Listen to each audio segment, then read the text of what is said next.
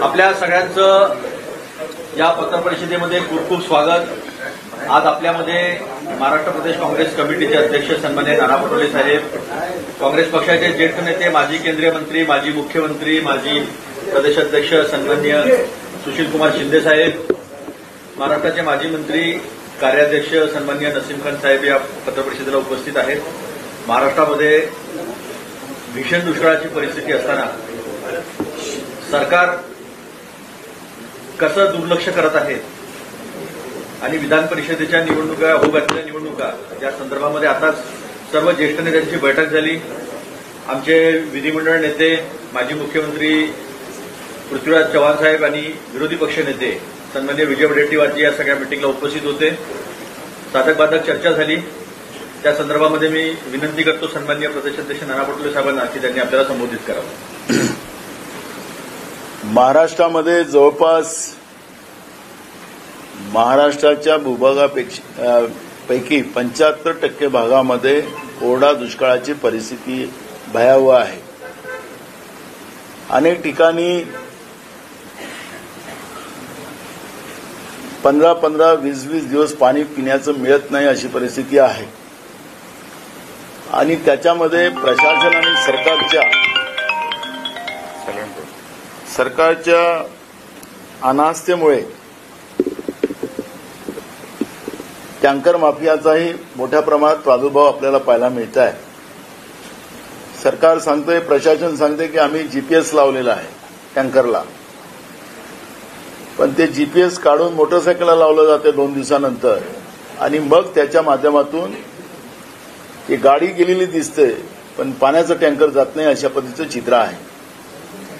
एकीकडे लोकांना पिण्याचं पाणी नाही, पण राज्यातलं शासनच हे भ्रष्टाचारी आहे, राज्यातलं सरकारच हे भ्रष्टाचारी आहे आणि भ्रष्टाचाराने माखलेलं असल्यामुळे टँकर माफियाच्या माध्यमातूनही पैसे गोळा करते का हा प्रश्न या ठिकाणी निर्माण झालेला आहे.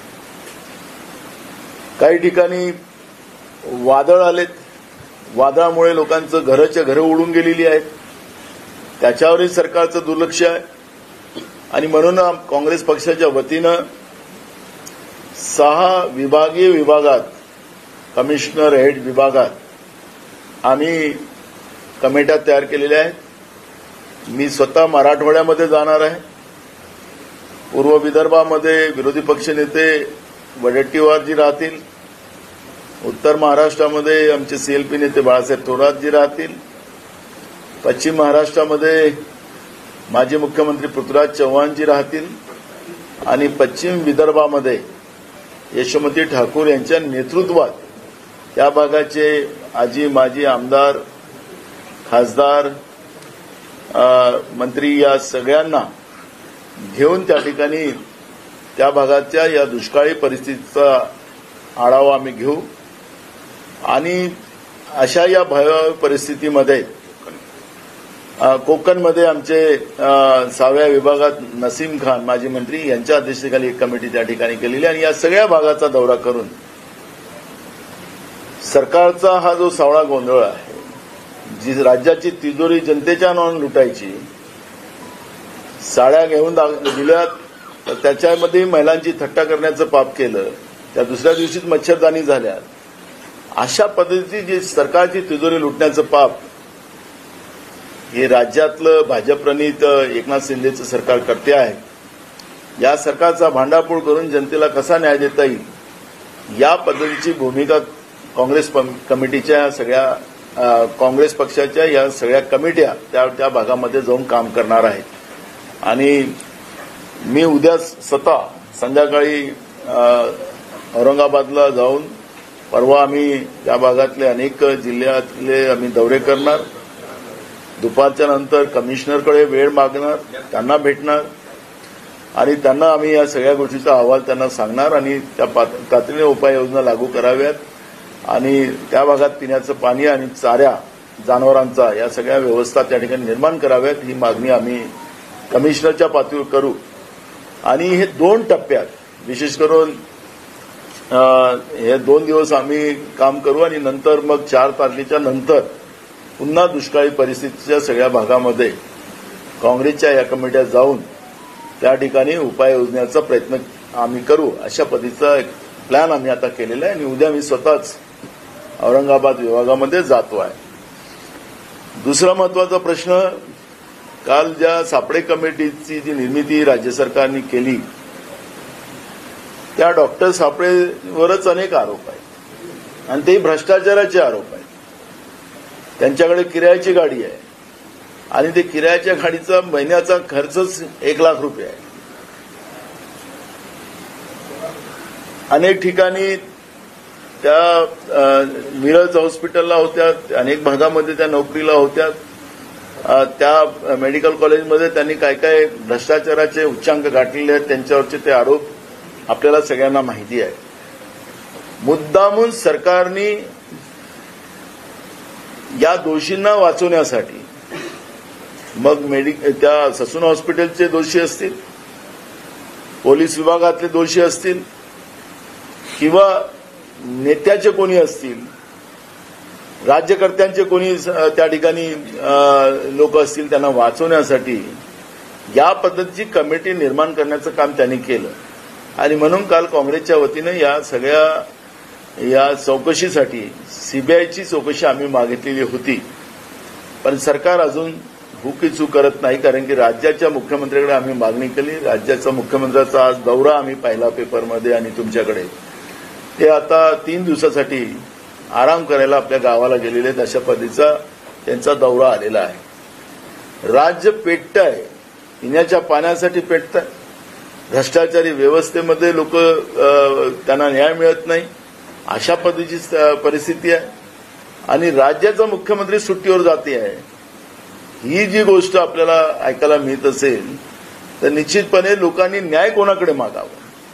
आणि म्हणून मी परवा पण एका ठिकाणी बोललो होतो की या भाजपला एवढे आमदार देऊन महाराष्ट्रातल्या जनतेने काय मोठी चूक केली काय, हा प्रश्न आता राज्याच्या जनतेच्या समोर निर्माण झालेला आहे.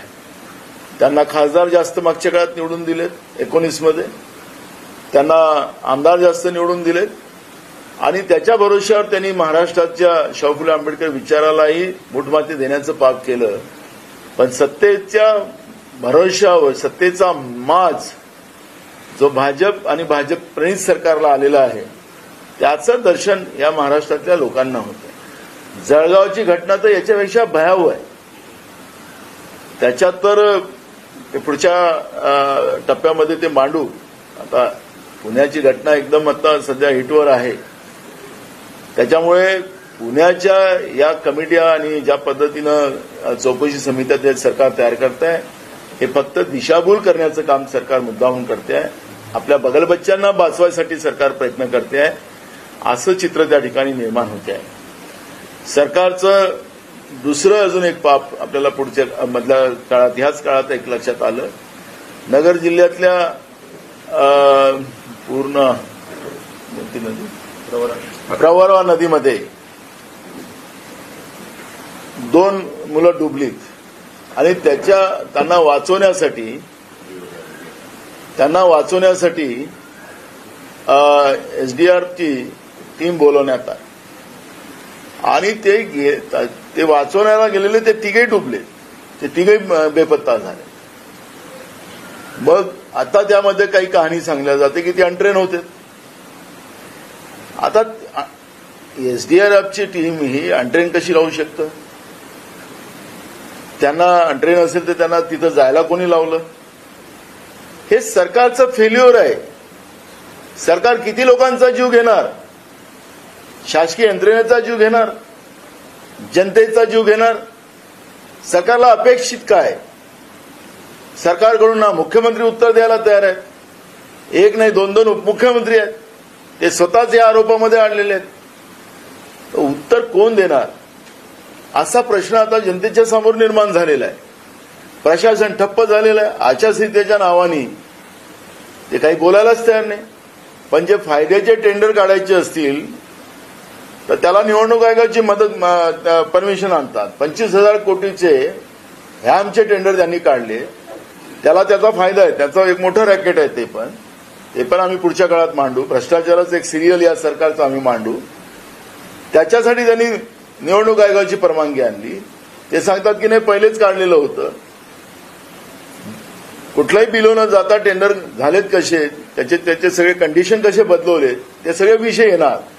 पण जनतेच्या प्रश्नासाठी आचारसंहितेची अडचण आणणं, निवडणूक आयोगाचे नियम आहेत की ज्या ठिकाणी नॅचरल कॅलॅमिटी असेल अशा वेळेस निवडणूक आयोगाची परवानगी घेऊन त्या पद्धतीच्या व्यवस्था त्या ठिकाणी पुरवण्यासाठी प्रशासनाला संपूर्ण आचारसंहितेचे बंधन टाळून दिले जातात. आतापर्यंत आपण पाहिलेलं आहे. पण आपण पाहिलं की आता पिण्याचं पाणी नाही, पाणी हे जीवन आहे. त्याच्यामध्येही भ्रष्टाचार होत आहे. त्याच्यामध्येही कुठला आढावा घेता येत नाही, कोणाला विचारता येत नसेल तर आचारसंहितेचा बहाणा करून प्रशासन किंवा सरकार जनतेला वाऱ्यावर सोडत असेल तर काँग्रेस पक्ष हे कधीच सहन करणार नाही. आणि म्हणून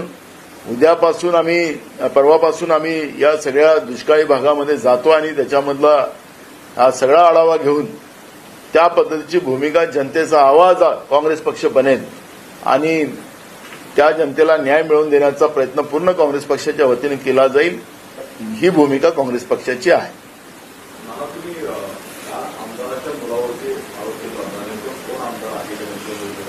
आम्हाला मी तेच सांगितलं काल, पण मुख्यमंत्र्यांनी कोण मंत्री होता की डॉक्टर तावरेच्या अधीक्षक पदासाठी त्यांनी पत्र दिलं. कोण आमदार होता त्यांनी डॉक्टर तावरेच्या अधीक्षक पदासाठी पत्र दिलं.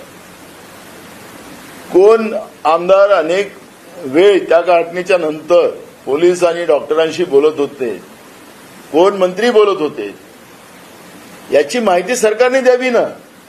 त्या गाडीमध्ये कोण होते त्याचे अजूनपर्यंत त्या मुलांची नावं पुढे आली नाही. त्या मुलांची अजून नावं पुढे आली नाही. का नावं लपवली जातात? आणि आपल्याला माहितीसाठी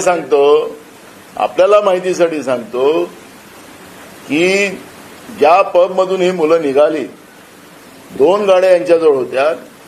त्या गाड्यांची रेस लावली आणि हे रेस लावल्यामध्ये जी पुढे गेलेली गाडी जी होती त्या गाडीच्या पुढे जाण्याच्या चक्करमध्ये या गरीब माणसांना गाडीच्या खाली कुचलून मारण्याचं पाप या लोकांनी केलं. गाडी बदलून टाकली. म्हणजे ज्या पद्धतीनं पोलीस निबंध लिहायला लावतात आरोपींना, आता आरोपींना निबंध लिहायला लावणं म्हणजे आता एक महाराष्ट्र सरकारचा देशभरामध्ये हा जोकच झालेला आहे. आरोपींना निबंध स्पर्धा करायची. काय चाललं काय? म्हणजे महाराष्ट्र आरोपींना आता स्पर्धा परीक्षेमध्ये बसवेल की तुम्ही किती गुन्हे अजून करू शकता, किती गाड्यामध्ये चिरडू शकता, त्याचा निबंध लिहायला लावला होता. त्याचं उत्तर सरकार का देत नाही? दाल में काला आहे, डाळच काळी आहे. या घटना ज्या महाराष्ट्रात सातत्यानं होतात आहेत, रोज होतात आहेत. काल पण झाली घटना.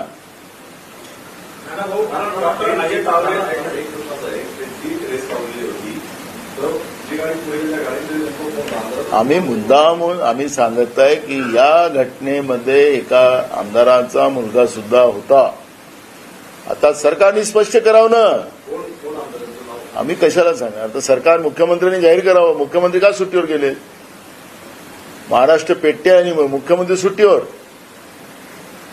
2 उपमुख्यमंत्री आरोपीच्या पिंजरात आहेत जनतेच्या. डॉक्टर अजय तावरे यांनी असं म्हटलं की माझ्याकडे बरेच काही खुलासे आहेत की तो शकतो, माझ्यावर प्रभाव असताना त्यांच्या जीवाला धोका असल्याचा संशय व्यक्त करत आहे.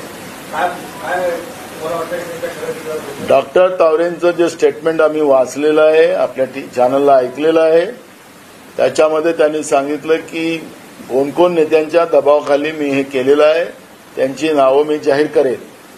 त्यामुळे आपण जे सांगतात आहात त्याप्रमाणे त्या डॉक्टरच्या जीवाला धोका होऊ शकतो, नाकारता येत नाही. शासनाला त्यांना पूर्ण सुरक्षा दिली, शासनाने सुरक्षा दिली पाहिजे. आणि कारण की आता विटनेस आहे, आता ते डॉक्टर तावरे रक्ताचा नमुना त्यांनी बदलवला, पण त्यांना कोणीही करायला लावलं त्याची नावं ते सांगायला लागणार आहे. त्यांनी सांगितलेलं आहे कोणाचे फोन आले होते, कोण त्यांना भेटलेलं होतं, तिथले सीसीटीव्ही फुटेज काय सांगतात, ह्या सगळ्या गोष्टी तिथं पुढे येणार आहे.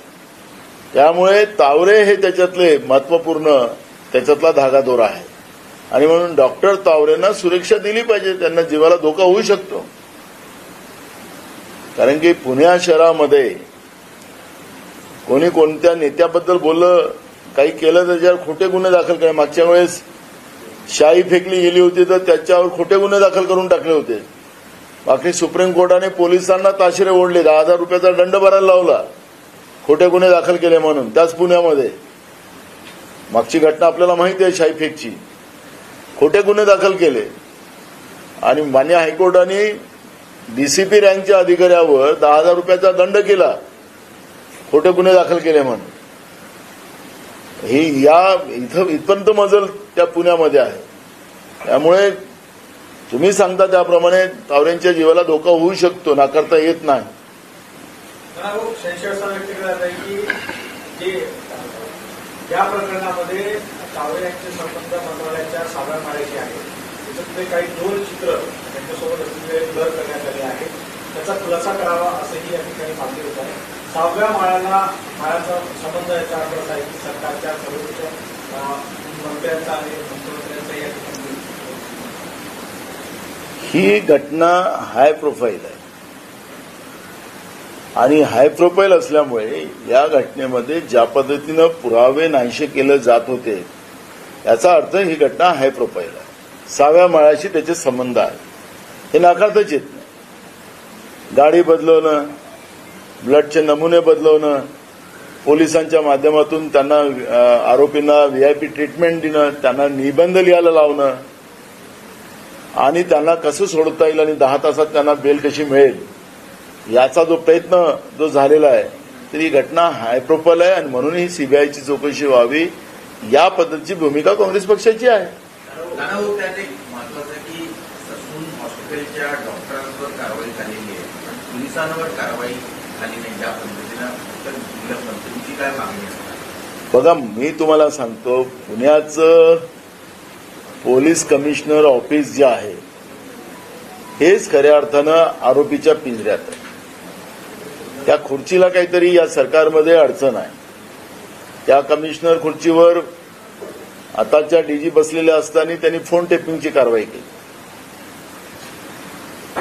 मुद्दाहून त्याचा इतिहासात जातो त्या खुर्चीच्या. आता आपण त्या खुर्चीमध्ये, आपण त्या कमिशनर ऑफिसच्या खुर्चीवर कुठं ना कुठं या घटनेचे छिटके पडू शकतात आणि म्हणून सीबीआयची चौकशी झाली तर ह्या सगळ्या प्रकरणं पुढे येतील आणि त्याच्यामुळे डॉक्टरांवर कारवाई करूनच नाही चालणार, तर पोलिसांचे उच्चपदस्थ जे लोक आहेत, कारण की विदाऊट उच्चपदस्थ अधिकाऱ्यांच्या आदेशाशिवाय खालचे पोलीसवाले कारवाई करत नाही. हे मी पुण्याच्या अनेक घटनेमध्ये पाहिलेलं आहे. मी स्वतः अनेक याच्यामध्ये जेव्हा आमच्या युवक काँग्रेसच्या आणि एनएसआयच्या पोरांवर खोटे गुन्हे दाखल केले जात होते आणि अनेकांना तडीपार करण्याचं काम झालेलं आहे.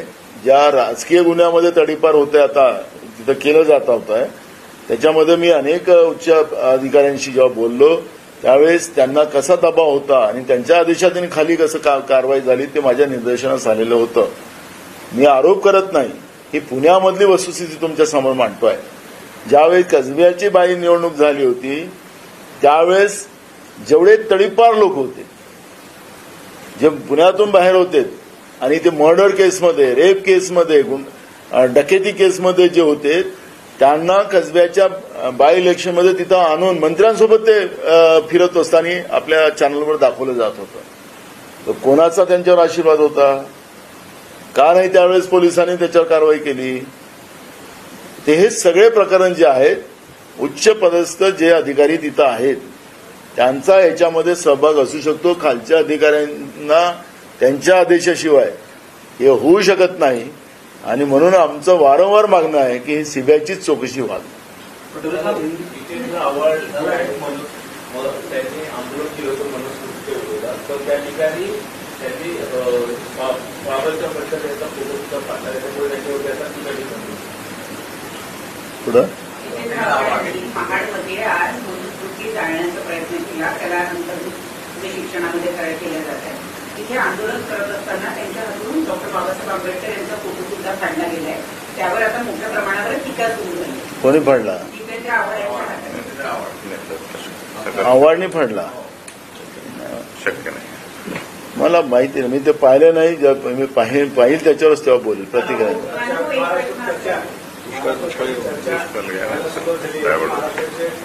मुख्यमंत्री बदलणार आहे, चर्चा करणार. त्यांनी काय व्हायचं, आम्हाला दुष्काळ आणि महाराष्ट्रातली कायदा सुव्यवस्था ही आमच्या काँग्रेस पक्षासाठी महत्वाचं आहे. संविधानिक सरकारमध्ये कोण मुख्यमंत्री राहणार की नाही राहणार मला त्याच्यावरची चर्चा आज करायची नाहीये. मूळ प्रश्न आहे की जे काही आज महाराष्ट्राच्या समोर जे भयावह प्रश्न आहेत त्याच्यामध्ये दुष्काळ आणि वादळी पावसामुळे झालेल्या मोठ्या प्रमाणात नुकसान आणि कायदा सुव्यवस्था जी महाराष्ट्रातली बिघडलेली आहे, लोकांवर गाड्या चालवून त्यांना मारलं जाते आहे, या सगळ्या परिस्थितीमध्ये सरकारचा सहभाग त्याच्यामध्ये आहे. आणि म्हणून सरकारने आणि राज्याच्या मुख्यमंत्र्यांनी विशेष करून, आता उपमुख्यमंत्र्यांनी उत्तर देऊन काही चालणार नाही, मुख्यमंत्र्यांनी उत्तर दिलं पाहिजे, ही भूमिका आमची आहे.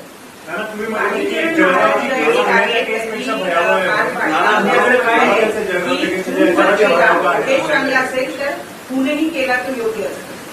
चरण महाराज पुणे आहे, त्यांनी असं म्हटलेलं आहे. उद्देश चांगला असेल तर पुणेही करणं योग्य. त्यांनी अजून त्याच्या पलीकडे जास्त बोललेलं आहे. ते मी आता तुम्ही बहिणी आहात म्हणून तिथं बोलत नाही. आज काँग्रेसची आज बैठक झाली. कोकण आणि मुंबई, नाशिक यापैकी कोणती जागा काँग्रेस पक्ष करणार आहे, यामध्ये उमेदवारांची जास्त होणार. बघा, आता आम्ही उमेदवारांची घोषणा 2 तारखेला आम्ही करणार आहोत आणि जवळपास 2 जागा काँग्रेस पक्ष लढेल अशा पद्धतीची भूमिका आजच्या मीटिंगमध्ये झाली. सांगितलं ना आम्ही 2 जागा लढणार, म्हणून 4 मध्ये 2 आम्ही लढणार.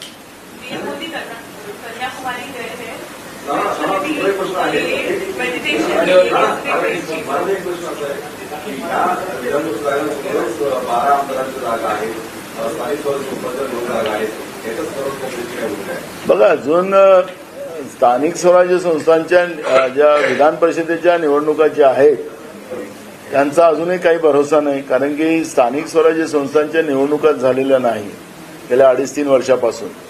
जिथपर्यंत 2.5-3 या स्थानिक स्वराज्य संस्थांच्या निवडणुका होत नाही, महानगरपालिका, नगरपालिका, जिल्हा परिषद, पंचायत समित्या, तिथपर्यंत या जागांचं हे होणार नाही. आमदारामधून जे काही विधान परिषदेच्या जागा येतील त्याच्यामध्ये ज्यावेळेस निवडणुकीच्या वेळेस आम्ही निर्णय घेऊ. हिंदी में एक बार बताइए. अभी हिंदी आपने कहा कि पुणे मेडिटेशन करने के लिए 3-4 दिन के लिए चुनाव के बाद वहाँ पे ध्यान लगाएंगे. मेडिटेशन वो प्रधानमंत्री कर उनका आखिरी मेडिटेशन रहेगा. बाद में नरेंद्र मोदी करके वो हमेशा मेडिटेशन करते रहेंगे. सुशील सर, इस पर एक कमेंट बोल दिया. शिंदे साहेब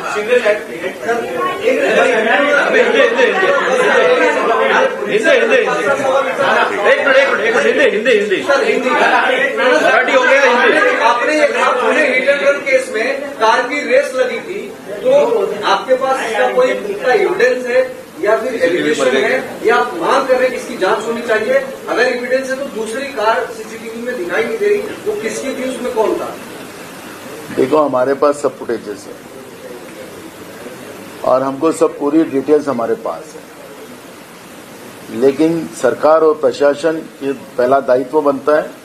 हम सरकार को हिंट दे रहे हैं, आप गलत रास्ते पे चल रहे हो, यहाँ पे जो गुनहगार है इसमें छूटने की शक्यता है और आप उसको बचाने की कोशिश कर रहे हो, और इसलिए हम सरकार को हर पल हिंट दे रहे हैं. सरकार वही समझ रहा, तो सरकार ने ये समझना चाहिए. जिस पब में ये बच्चों ने नशा की है, वहां के भी फुटेजेस है। जो रोड पर इन लोगों ने रेस लगाई उसके भी फुटेजेस है। और हम पुलिस अभी भी वो बच्चों का नाम डिक्लेयर नहीं कर रही है। अभी भी ये पल में भी अभी तक कौन थे उसमें, क्या थे, अभी भी पुलिस ने उनके नाम डिक्लेयर नहीं किए। क्यों पुलिस डर रही है?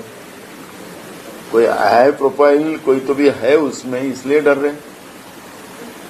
कौन आमदार था कि वो जो बार बार पुलिस स्टेशन में जा रहा था? कौन से मंत्री का फोन पुलिस वाले को जा रहा था?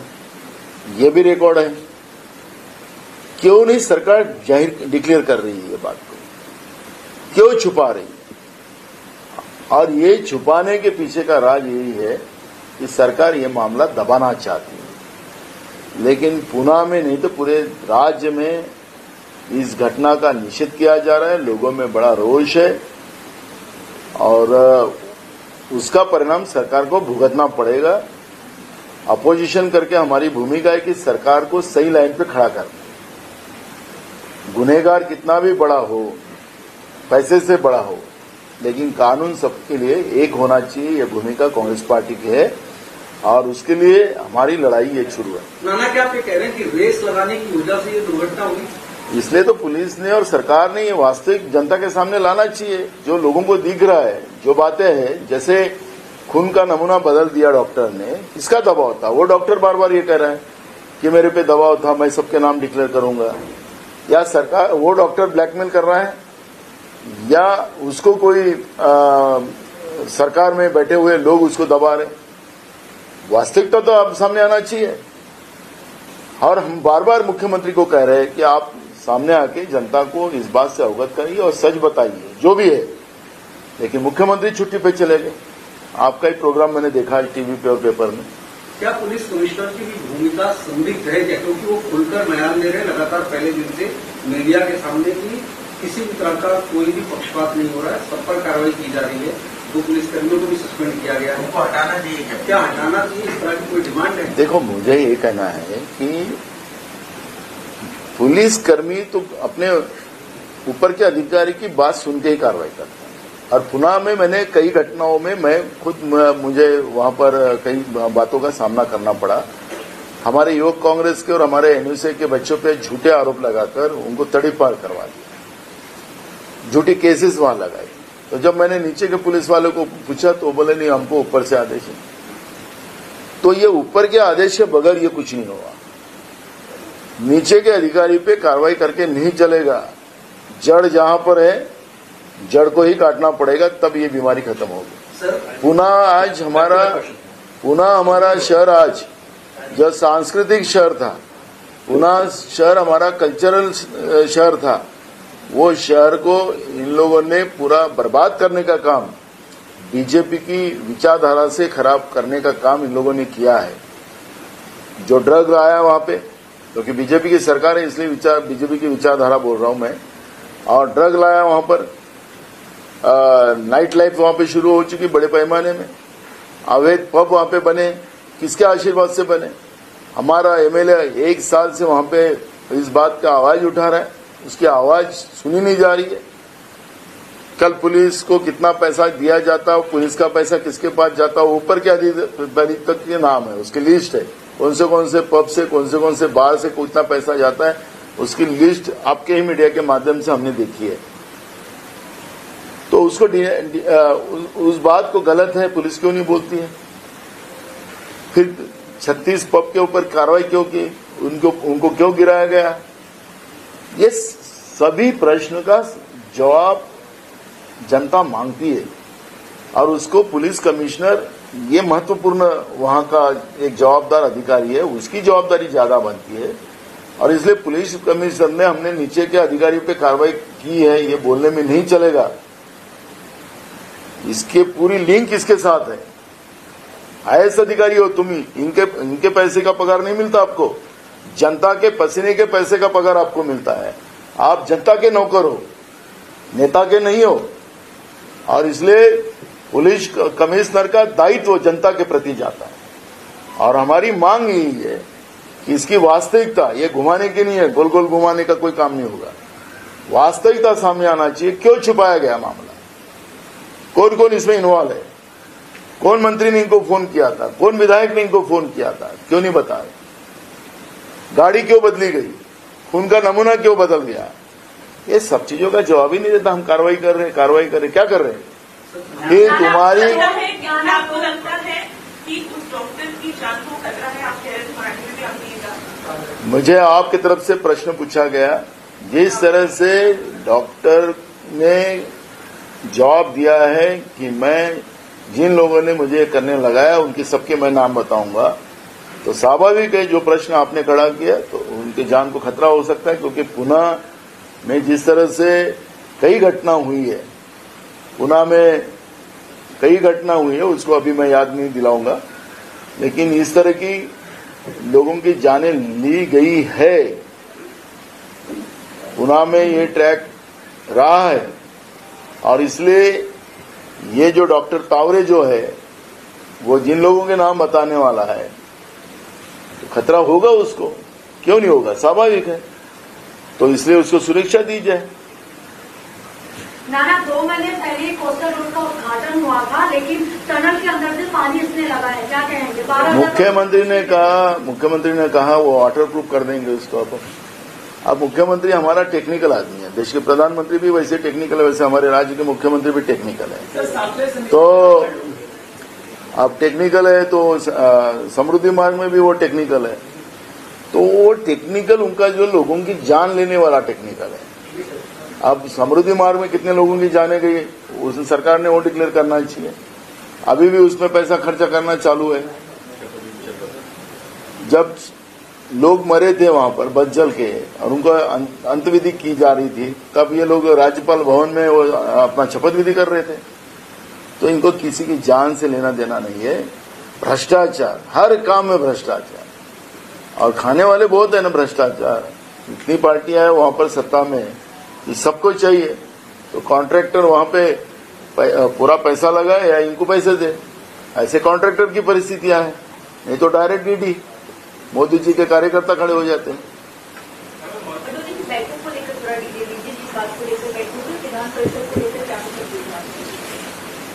हमारी महाराष्ट्र में ग्रेजुएट मतदार संघ और टीचर मतदार संघ के 4 इलेक्शन है। मुंबई में 2, कोंकण में 1 और नासिक विभाग में 1।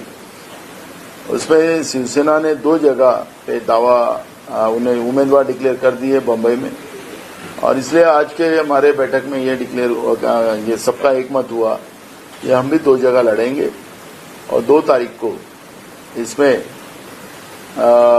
हम कैंडिडेट डिक्लेयर करने का हमारा मंसूबा है।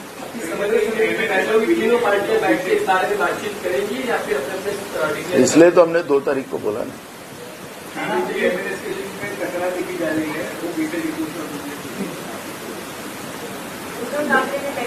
पहले उन्होंने डिक्लेयर कर दी है, उसको लेकर लगता है आपको परमिशन समझने को लेकर अभाव नजर मैंने आपको कहा ना कि 2 तारीख को हम करेंगे।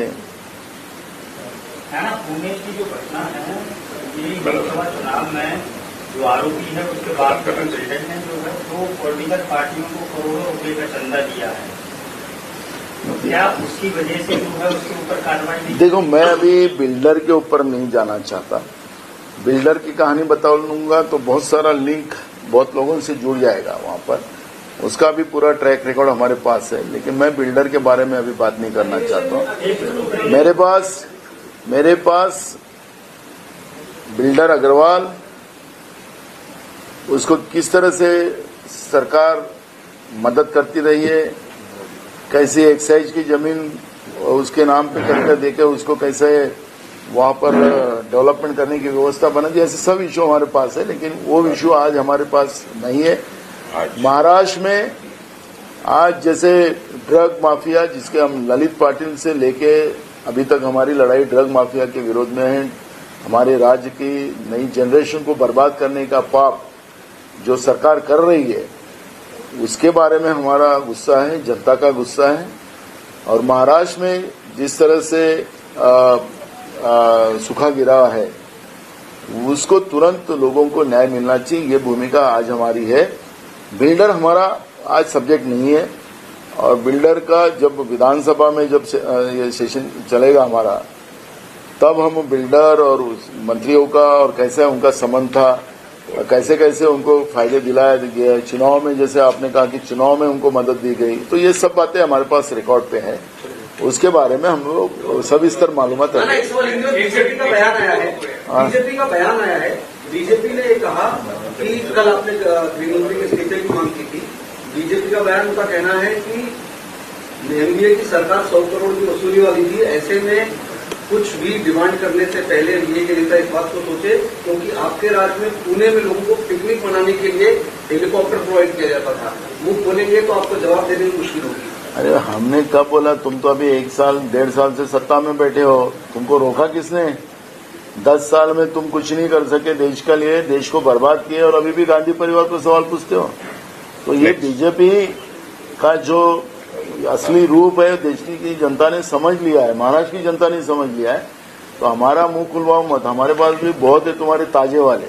तो इसलिए ये मुंह खुलने वाली बात नहीं। जो महाराष्ट्र की संस्कृति को खराब करने का पाप जो बीजेपी कर रही है, उसके बारे में पहले बोलिए। इतना ड्रग माफिया नहीं था, इतना ड्रग में गांव के बच्चों के स्कूल में भी ड्रग पहुंच रहा है, उसके बारे में हम बता रहे। हम किसी का बुराई नहीं बोल रहे, उसको सुधारो। आप तुम सत्ता पे बैठे हो, कुर्सी पे बैठे हो, उसकी बात करो। Last question.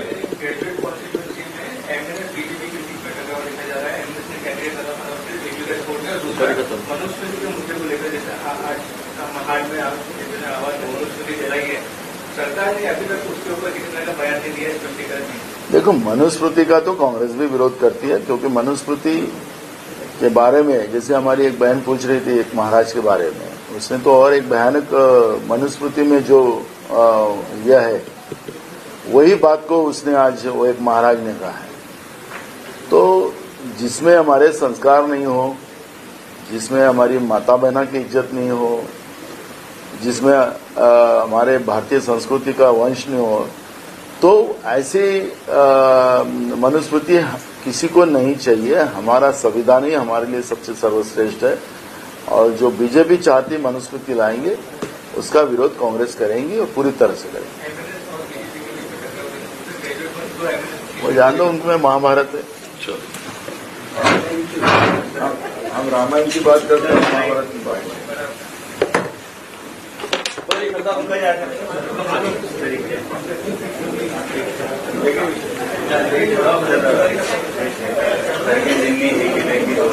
सर ऊपर आते नेशनल इश्यू